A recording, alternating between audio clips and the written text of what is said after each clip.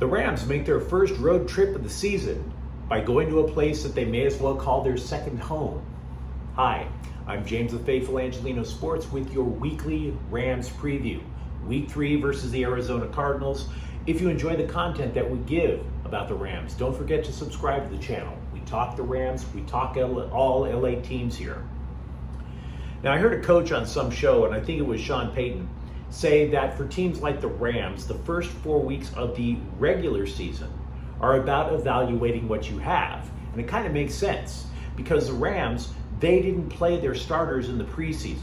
And as a result, the first 2 weeks of the regular season have been sketchy at best.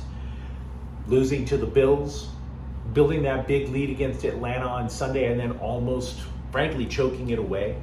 The blessing for the Rams this weekend is at least they're going to play a team that they've been able to handle repeatedly.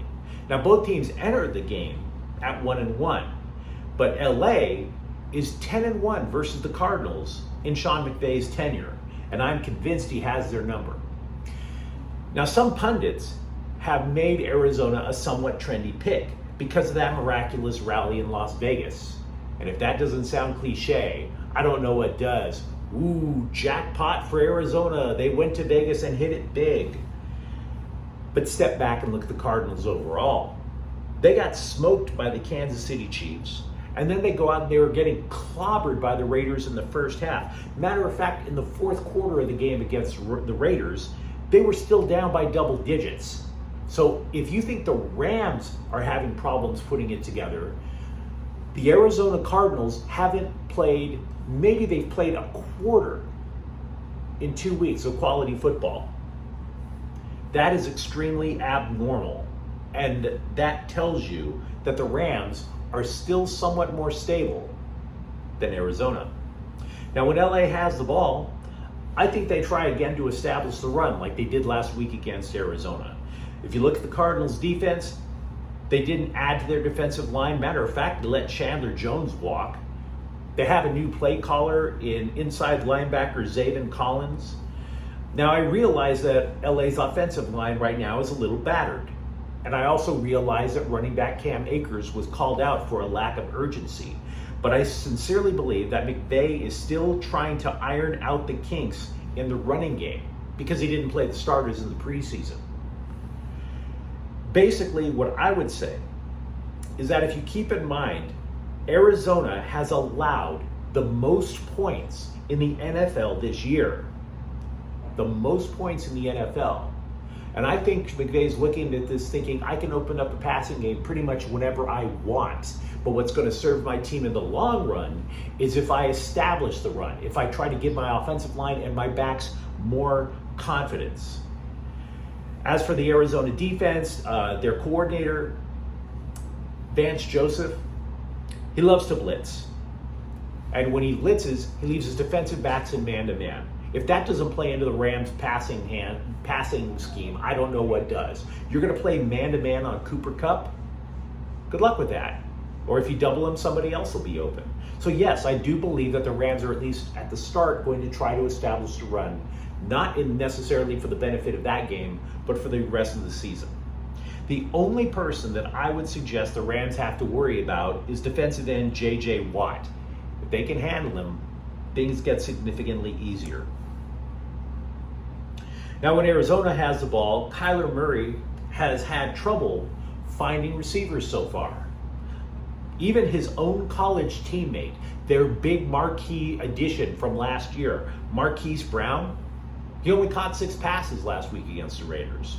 You compare that to Cooper Kupp, 11 receptions against the Falcons, and everybody knew that the Rams were trying to pass to Kupp. As for the other receivers last week, A.J. Green only had 3 catches. Tight end Zach Ertz was more like it with 8. Keep in mind, Arizona runs the air raid offense. It's pass, pass, pass all the time. And their number 1 target had only 6 catches. So they're not all firing on all cylinders either. Now, if you watch that Raiders game, which I did, Arizona rallied for the win, primarily using the read option. In other words, to try to reestablish things, instead of working with Kyler Murray's arm, they worked with his legs, the running quarterback. which did work against Vegas. The Cardinals then, in last week's game, they rushed for 143 yards.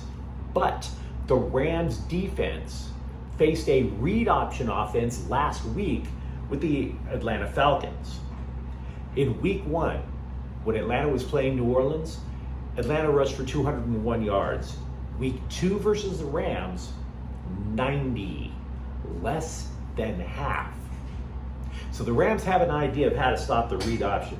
I think this is a game where Bobby Wagner will spy on Kyler Murray to try to keep him hemmed into the pocket. And that means that Murray is going to have to rely on his wits. And if we have learned anything from this last offseason, apparently Kyler Murray doesn't like film study very much. What are we supposed to say?